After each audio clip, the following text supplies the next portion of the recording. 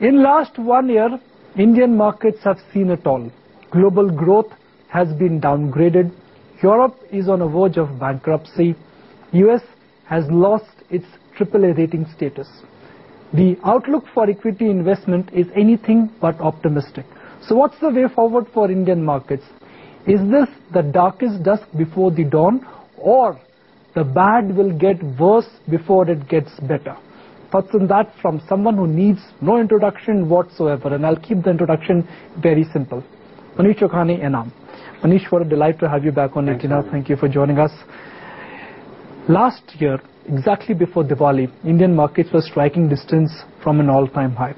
This year, Indian markets are the worst performing in the entire region. I won't ask you why. My question is, will we continue to underperform?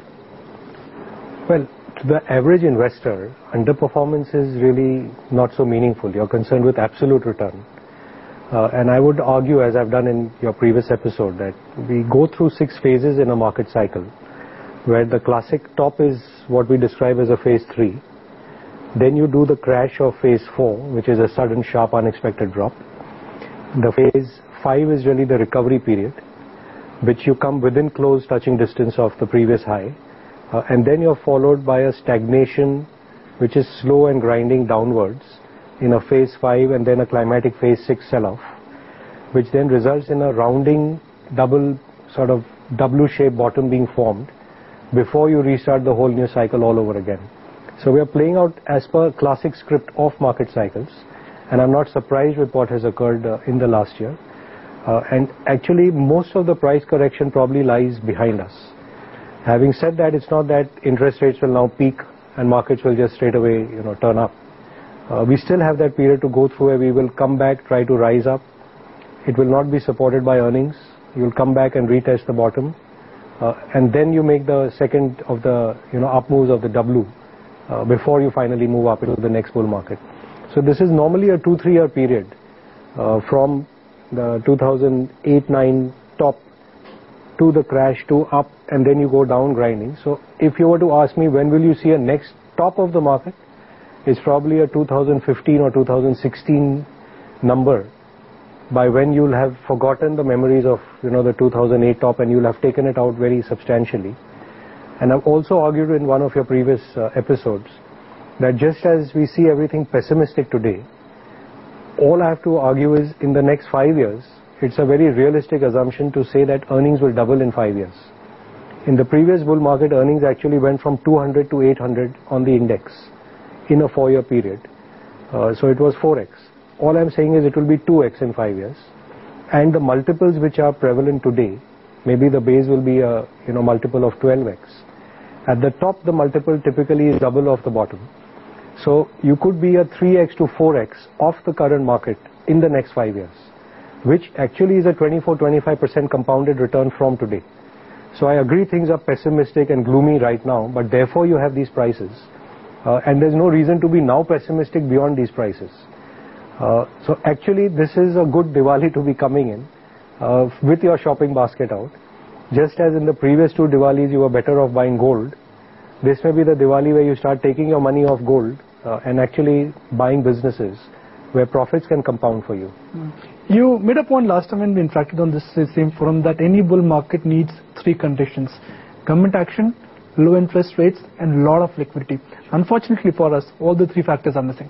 Well, unfortunately for people who don't have the liquidity, but the average Indian investor is actually not invested in equities. We barely have, I think, 4 or 5% of our money in equities. And when I see our savings composition, first of all, we are the only country in the world which saves that much money. We save, I think, 35 or 40% of our GDP, which is now, so the saving number is $500 billion. We still put only half our money into financial assets. The other half is still going to buying our own real estate, our own gold, and other hard assets.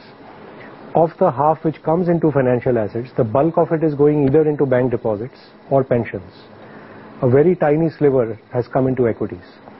It's not impossible to again conceive a period when someday this love affair with gold has to end in this country. Someday in this coming decade, you will find Indians surprising us with the amount of money which can come into our markets.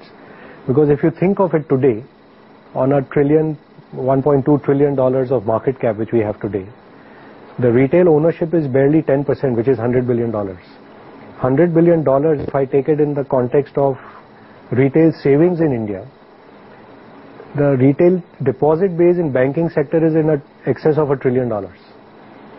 The saving, as I said, is $400 or $500 billion in India, and 100 billion is the total stock of equity which the average Indian owns. This can dramatically change. Now, it may not happen in the next 3, 4, 5 years, but if we will talk in terms of the next decade, I'll be very surprised if our local funds are not substantially larger than what they are today. And they would be driving the markets rather than every time we look overseas to see what's coming from there. So the story of how Indian markets will move in Samvat 2068, what will decide the script? Local micro or global macro? I think they are intertwined and you can't neatly box them and put them separately. And it's the way to think of it is as follows, at least that's the way I understand it, that the issue in the West has been that they should have had 100 rupees of sales.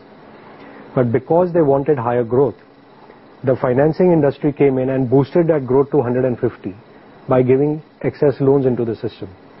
Now the people don't have ability to repay, and it is only inevitable that this sale should now go back to 100 instead of 150, and possibly